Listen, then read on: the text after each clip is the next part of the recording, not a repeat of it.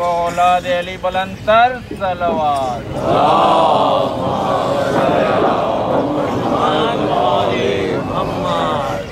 برائے تعجیل امام زمانہ بلند تر صلوات. صلی محمد و آل محمد صلوات.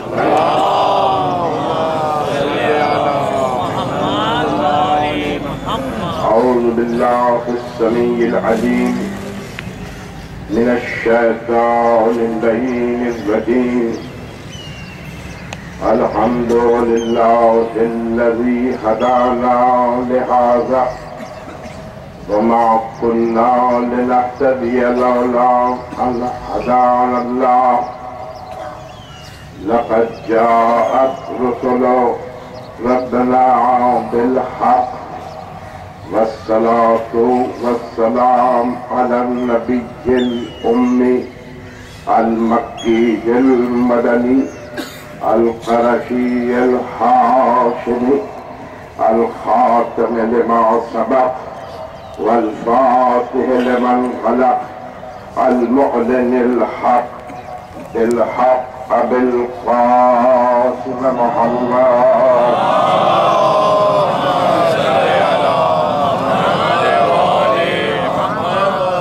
وعلى آله وأهل بيته الطيبين الطاهرين المعصومين المظلومين المنتجبين الغر الميامين ومن يومنا هذا إلى يوم الدين الذين أذهب الله عنهم الرجس وطهرهم تطهيرا.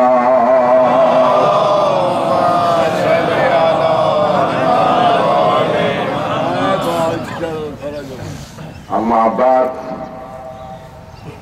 فقد قال الحسن ابن علي العسكري بسم الله الرحمن الرحيم مجاري الأمور بيده العلماء الأمناء على حلاله وحرامه. اللہ عز اسمہ وجل جلالہ کی حمد و ثنا اور درود و سلام حضرات محمد اور آل محمد علیہ السلام پر اور سلام ہو ان حضرات پر بھی ان لوگوں پر بھی جنہوں نے سرکار دو عالم صلی اللہ علیہ وآلہ وسلم کی صحبت اس انداز سے اختیار کی اور محمد و آل محمد علیہ السلام سے محبت کا سلیقہ اس انداز سے سکھایا کہ اپنی ریش مبارک سے دہلی جو فاطمہ زہرا پر جھاڑو لگا کر منا اہل البیت کا اعزاز حاصل کیا. ایسے اصحاب باوفا پر ہماری جانیں قربان ہو جائیں، ہمارے ماں باپ قربان ہو جائیں. ایسے اصحاب باوفا پر جن سے اللہ راضی ہو، جن سے رسول راضی ہو، جن سے بطول راضی ہو، ہمارے ماں باپ ایسے اصحاب پہ قربان ہو جائیں. صلوات پڑھ لیجیے محمد و آل محمد.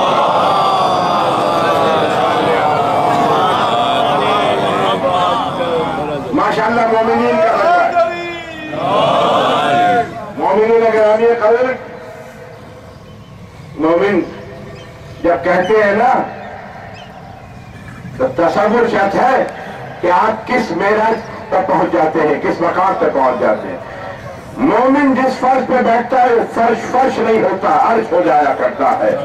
پھر وہ فرش ہی نہیں ہوتا، عرش ہی ہو جایا کرتا ہے. اور یہ مومن گننے والی قسم نہیں ہے بلکہ تولنے والی قسم ہے. جو علی کی محبت رکھے وہ گنا نہیں جاتا ہے، تولا جایا کرتا ہے. صلوات پڑھ لیجیے محمد و آل محمد کا.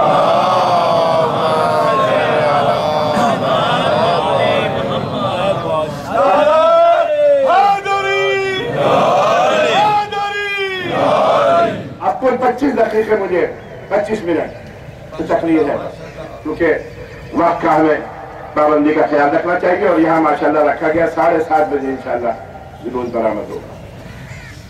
لیکن جب مومن ہے تو باخبر بھی رہنا چاہیے کیونکہ آپ کے مولا کا قول ہے بے خبری موت ہے، میت ہے. اگر بے خبر زندگی گزاری تو پھر اس زندگی کے گزارنے کا کوئی حاصل ہے نہ حاصل۔ حضرات، یہ جلوس جس میں آپ یہاں آج مجلس اعظم میں بیٹھے ہیں ایسی شخصیت سے منسوب ہے، نواب حسن لکھنوی صاحب۔ جب یہ جلوس، بات تو میں کچھ فضائل کی کرنا چاہ رہا تھا مگر کچھ بنیادی باتیں تاریخ سے متعلق معلومات ہونی چاہیے، اس لیے کہ تاریخ سے بھاگتا وہ ہے، فرار وہ کرتا ہے جس کی تاریخ میں کجی نظر آتی ہے، اور جو تاریخ جس کی تاریخ جہاد اور مجاہدوں سے بھری ہوئی ہو تو اسے پھر تاریخ بیان کرتے میں کسی قسم کی پریشانی نہیں ہوتی۔ تاریخ سے بات، یہ جلوس جو آپ دیکھ رہے ہیں اس کے لیے بڑے بڑے خدمت ہیں، آپ سب کی خدمات ہیں، یہاں بھی جو لوگ ہیں بڑی بڑی خدمات، میں جانتا ہوں۔ میں اس جلوس میں ابا کی گود میں آیا کرتا تھا، تقریباً اب 65 سال کی عمر ہے، 60 سال سے اس جلوس میں آ رہا ہوں، جب سے جہانگیر پارک میں جلوس ہے، اور عاشورہ کا جلوس بھی انجمن امامیہ لکھنؤ نے نکالا جہانگیر پارک سے، اسی کو پاس یہ پرمٹ تھا، اور جب نکالا تھا تو انہوں نے محمد علی جناح، قائد اعظم محمد علی جناح سے، لیڈی عبداللہ ہارون سے، محترمہ فاطمہ جناح سے، میں اس سے پہلے بھی تقریر میں بتا چکا ہوں، انہوں نے اس کو ریکگنائز کیا تھا اور کہا تھا کہ جلوس کی شان سے ہمیشہ نکلتا رہے گا اور یہ نکلتے رہیں گے، اور ان جلوسوں کے روکنے کی کوئی کوشش نہ کی جائے۔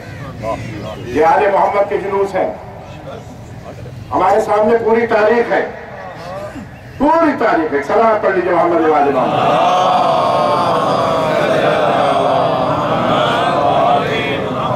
عاشور کا جلوس بھی انجمن امامیہ لکھنؤ کی جانب سے، اور علامہ ابن حسن جاتی صاحب وہاں مجالس پڑھا کرتے تھے، اور چہلم کا جلوس بھی، یہ 2 پرمٹ ہے کل، باقی اور لوگوں نے لیے، عاشور کو بھی لیے، عاشور کے بھی پرمٹ ہے بہت سے لوگ بعد میں لیے گئے۔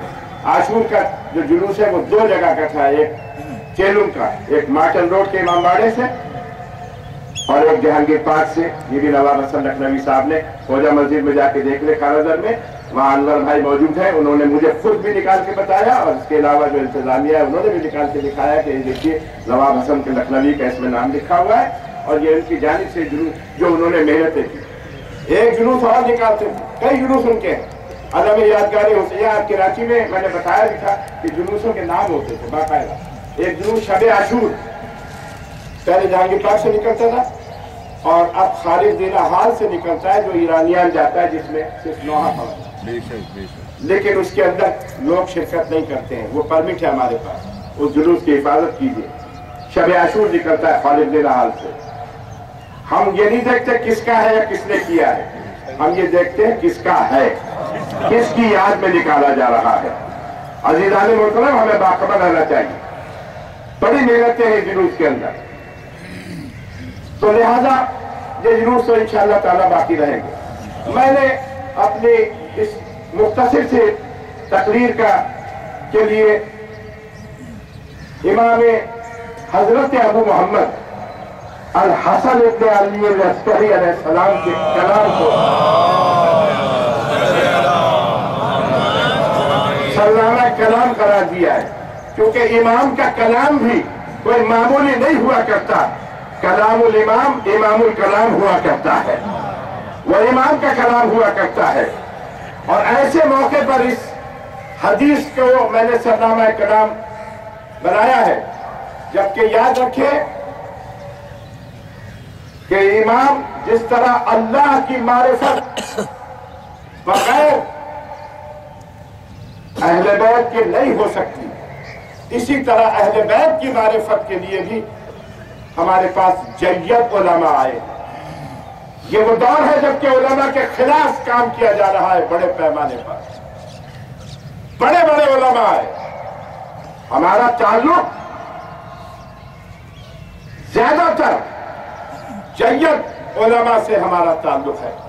کون سا تعلق؟ چاہے وہ علمی تعلق ہو یا عملی تعلق ہو یا فقہی تعلق ہو یا دینی تعلق ہو یا مذہبی تعلق ہو، اس میں جید علماء کے نام آتے ہیں، اور ان جید علماء کے ناموں میں بہت بڑا نام آتا ہے حضرت شیخ یعقوب کلینی کا، دوسرا نام آتا ہے حضرت شیخ بابوہ قمی کا، تیسرا نام آتا ہے حضرت بابوہ قمی کا، اور تیسرا نام شیخ حسن توسی کا نام، دوسرا نام شیخ بابوہ قمی کا۔ یہ تین نام ہیں بڑے بڑے جنہوں نے کام کیے ہیں، جو ائمہ کے دور سے متصل رہے ہیں، اور انہوں نے امام کے نوابین اربعہ سے درک بھی حاصل کیا، اور بہت کچھ انہوں نے حاصل کر کے بڑی بڑی کتابیں انہوں نے لکھی ہیں۔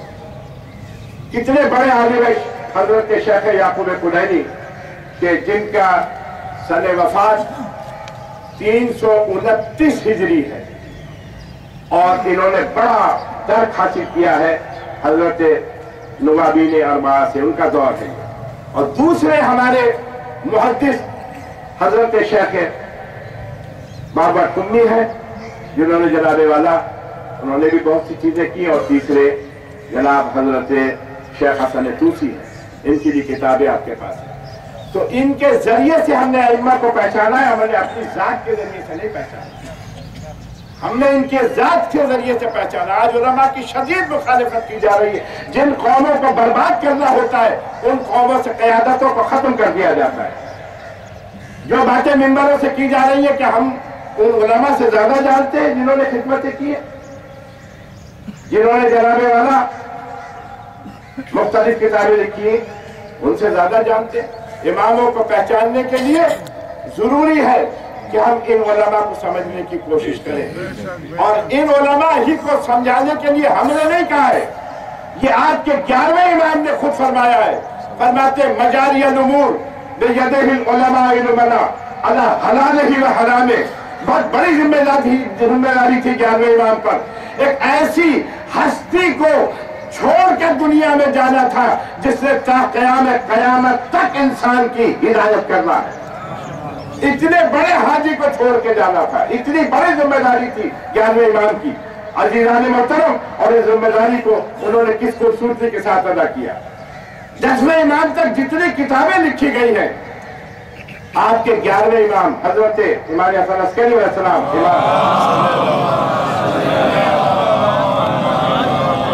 انہوں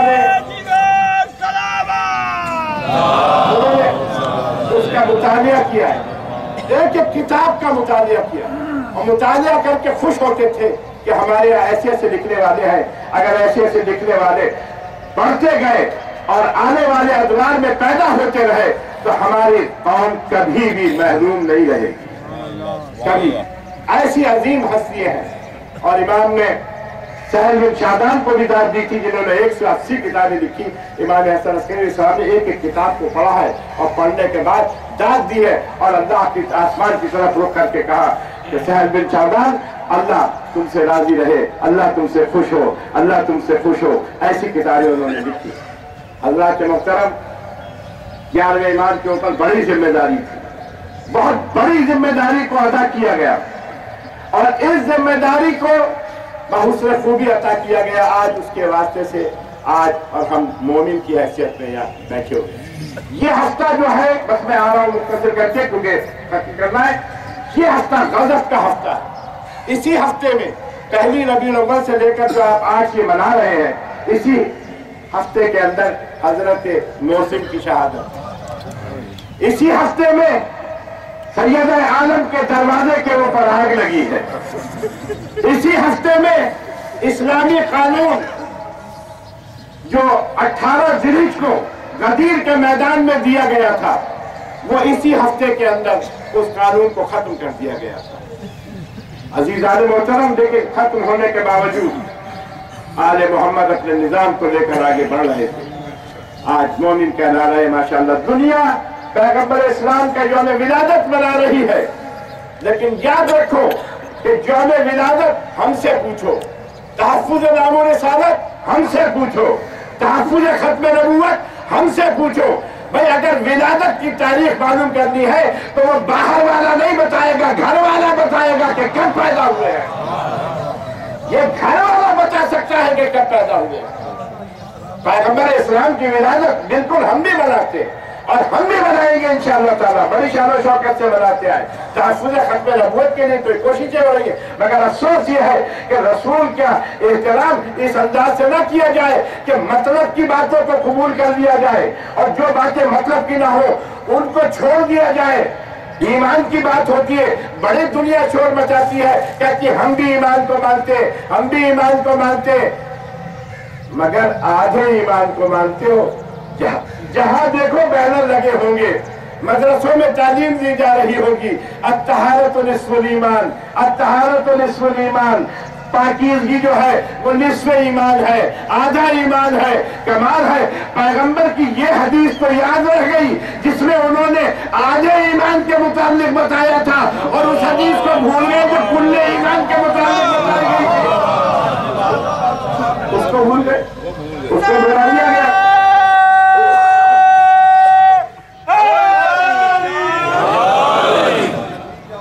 ایسے ہی تمام دین کے معاملے میں آدھا آدھا تسلیم کیا گیا، جو بات مطلب کی تھی اسے قبول کر لیا گیا۔ آج جو ہم یہاں بیٹھے ہوئے ہیں، یہ مجلس بھی تحفظ ختم نبوت تھے، یہ مجلس بھی تحفظ ناموس رسالت تھا، یہ مجلس اسی مقصد کے تحت ہے کہ سرکار دو عالم کی شان کو گھٹانے کی کوششیں کہاں کہاں کی گئی، آپ تعریف کرتے برابر۔ بس حضرات، کیا یہ تحفظ ناموس رسالت ہو رہا تھا کہ خانوادہ رسالت کی ایک ایک شخصیت کو چن چن کے قید خانوں میں ڈالا جا رہا تھا؟ آپ کے 11ویں امام کی عمر کیا تھی؟ 28 برس کی کل عمر ہے، یعنی 9ویں 10ویں اور 11ویں امام کی عمریں کچھ اسی ٹائپ کی ہے، جس میں ابھی پورا شباب بھی نہیں آیا تھا، اور کوئی جنابے والا 6 برس کی امامت ہے، قید خانے میں ڈال دیا گیا تھا، لیکن قید خانے میں بھی کام ہوتے رہے، خدمتیں انجام دی جاتی رہی، یہاں تک کہ ربیع الاول کی 8ویں شب آ گئی، قیامت کی شب ہے۔ تصور کیجئے گا اس وقت آپ یہاں بیٹھے سامرہ میں 260 ہجری میں اس وقت کیا عالم ہوگا، آپ تصور نہیں کر سکتے۔ عزیزوں، روٹی سامنے لائی گئی، روٹی کا ٹکڑا کھایا، کھاتے ہی کہا کہ میرا جگر کٹ رہا ہے۔ کوششیں ہوتی تھی کہ کسی صورت سے 12ویں کو نہ آنے دیا جائے، اس کی خاطر مسلسل شہادتوں کا سلسلہ تھا۔ کسی نے پوچھا مولا آج بہت کم غذا نوش فرمائیے، کہنے لگے مرنے کے لیے اتنی ہی غذا کافی ہے۔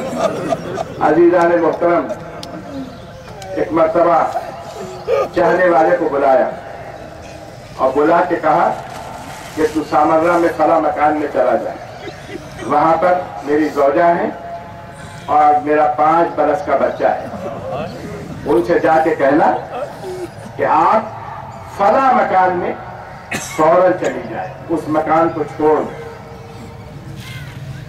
جتنے ائمہ کی شہادتیں ہیں نا، ہمیں اس میں یہی ملتا ہے کہ آخری وقت ہر امام نے اپنے بیٹے کو اپنے پاس بلایا ہے، لیکن یہ واحد امام ہے کہ جس نے آخری وقت یہ کہا کہ جا کے کہہ دو میری زوجہ سے کہ اس بچے کو لے کے کہیں چلے جاؤ، تو فلاں مکان میں چلی جاؤ، فلاں جگہ بتائی۔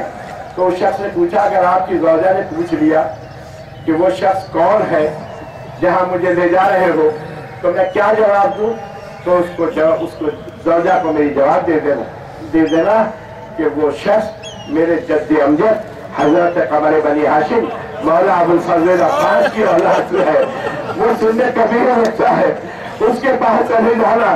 عزیزان محترم، وہ شخص چلا گیا، آخری وقت آیا، اس وقت امام کا دروازہ بند تھا، تہ خانے کے اندر رکھے گئے تھے، امام معتمد نے تہ خانے میں رکھا تھا۔ اس وقت آخری وقت امام نے ایک مرتبہ آواز دے کر کہا کاش کہ اس وقت میرا بیٹا میرے پاس آتا اور میں اس کی زیارت کرتا۔ لکھا ہوا کہ ابھی امام کے منہ سے جملے ادا نہیں ہوئے تھے کہ ایک مرتبہ دروازہ کھلا اور 5 برس کا بچہ سامنے آ کے کہا بابا میں آ گیا، بابا میں آ گیا۔ بیٹے کو پاس بلایا، سینے سے لگایا، پیار کا کر کے کہا جاؤ بیٹے خدا حافظ۔ معتمد بادشاہ آیا، اسے معلوم ہوا، اس نے علماء کو اور اطباء کو بلایا اور کہا کہ ذرا صورتحال کو دیکھو۔ اس نے ہاتھ رکھ کے کہا کہ اب جان نہیں ہے، دنیا سے گزر گئے۔ بڑی تاریخ ہے کہ بڑی بڑی قسمیں کھائی گئی، بڑے بڑے علماء کو جمع کیا گیا، اطباء کو جمع کیا گیا، دیکھ لو ہم نے کوئی زہر نہیں دیا ہے، جسم کے اوپر کسی قسم کے کوئی زخم نہیں ہے، یہ دیکھ لو۔ یہ سب کچھ کرنے کے بعد جنازے کی تیاری ہوئی۔ حضرات محترم، جب جنازہ تیار ہوا تو لکھا ہوا ہے کہ اس میں تمام علماء شامل ہوئے، تمام اطباء آئے، تمام سفراء آئے، تمام لوگ آئے، تمام جناب عمراء آئے۔ اس کی جنازے کے اندر یہ لکھا ہے تاریخ آل محمد میں کہ جیسا جنازہ 11ویں امام کا اٹھا ہے، آپ کے 12 ائمہ میں سے کسی کا جنازہ ایسا نہیں اٹھا۔ عزیزان محترم، جنازہ گزر رہا تھا، یقیناً اس جنازے میں 5 سال کا بیٹا اعجاز الہی سے ضرور موجود ہوگا، کرامت سے موجود ہوگا۔ وہ دیکھ رہا ہوگا کہ میرے بابا کا جنازہ کس شان سے جا رہا ہے، مگر ہائے کربلا، ہائے کربلا، آپ کا چوتھا امام جو سلسلہ عزاداری پہلی محرم سے شروع ہوا تھا، آج آخری روز ہے، آج ایام اللہ کا آخری دن ہے۔ رونے والوں اپنے امام کو رخصت کرو، اور ایسے رخصت کرو جیسے زینب نے رخصت کیا تھا۔ آخری وقت آئے تھے نا، آگے کہا تھا میں جا رہا ہوں۔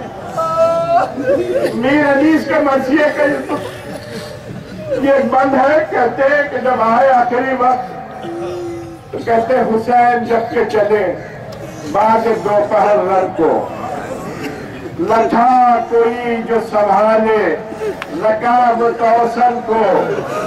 حسین چپ کے کھڑے تھے، جھکا گردن کو، سکینہ جھاڑ رہی تھی ہوا کے دامن کو، نہ آسرا تھا کوئی شاہ دو سرائی کو، فقط بہن نے کیا تھا سوار بھائی کو۔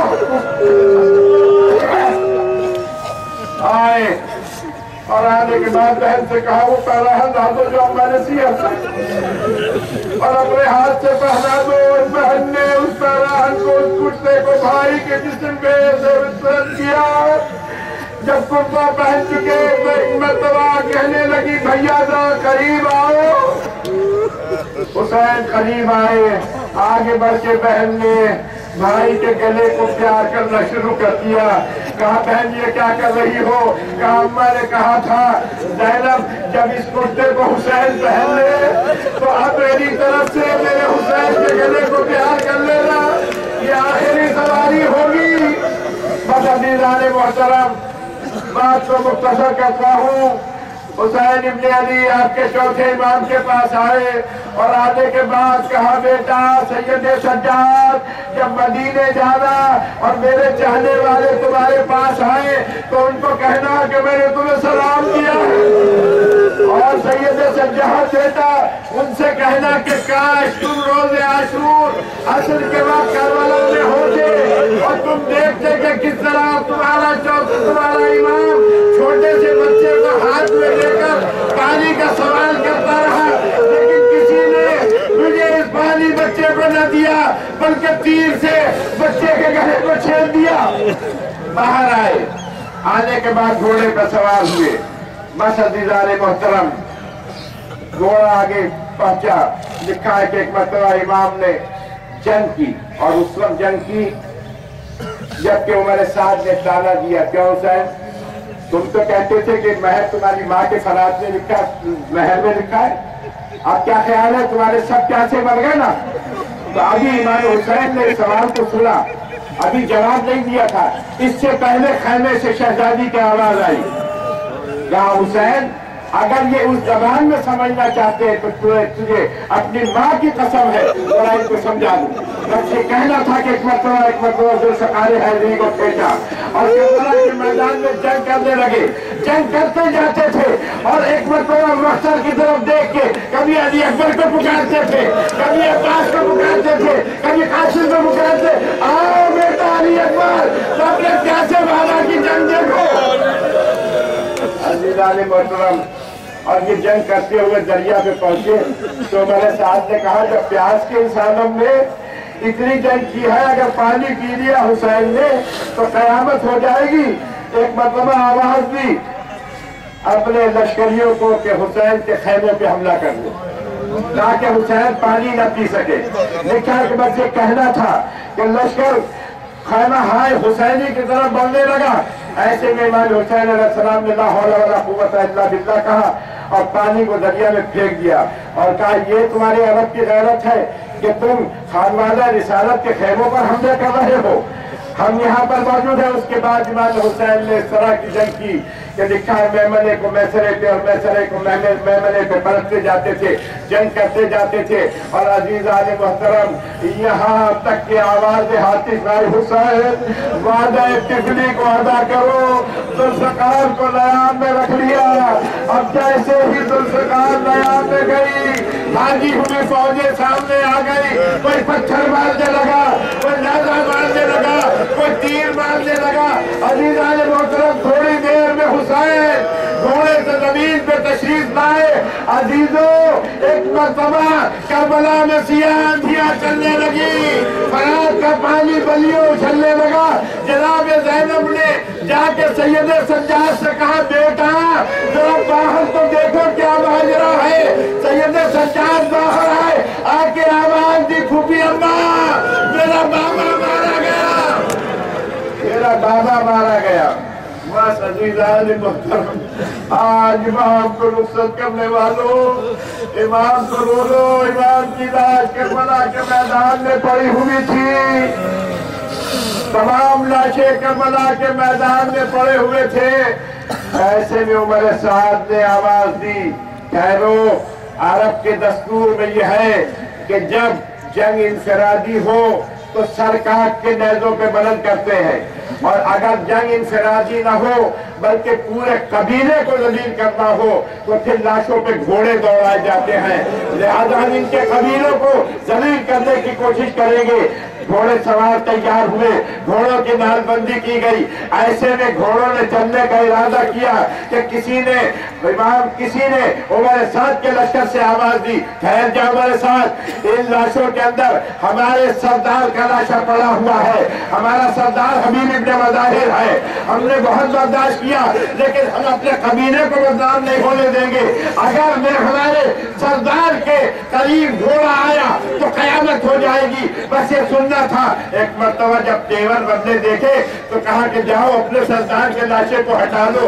हबीब के खानदान वाले आए, हबीब के लाशे को हटा लिया। किसी ने कहा इन लाशों में ज़ुहैर कैन का लाशा है, वो हमारे कबीले से है, हम ज़ुहैर के लाशे को नहीं पामाल होने देंगे। किसी ने कहा इन लाशों में मुस्लिम इब्न औसजा का लाशा है, हम मुस्लिम इब्न औसजा के लाशे को नहीं पामाल होने देंगे। क्या हटा लो मुस्लिम इब्न औसजा का लाशा। सब लाशें हटते रहे। ऐसे में किसी ने कहा उमर साद इन लाशों में अली अकबर का लाशा पड़ा हुआ है, अली अकबर की माँ हमारे खानदान से थी, कुछ रिश्ता हमारा भी बनता है, हम अकबर के लाशे को पामाल नहीं होने देंगे, तो अकबर का लाशा हटा लो।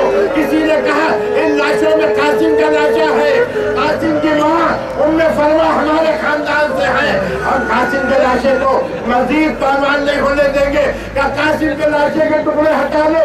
किसी ने कहा अब्बास की माँ उम्मुल वलीद हमारे खानदान से है, हम अब्बास के लाशे को पामाल नहीं होने देंगे। अजीजों, लोग अपने रिश्तेदारियां बताते रहे, लाशें हटते रहे, लेकिन मकातिल में लिखा है करबला के जंगल में एक लाशा पड़ा हुआ था।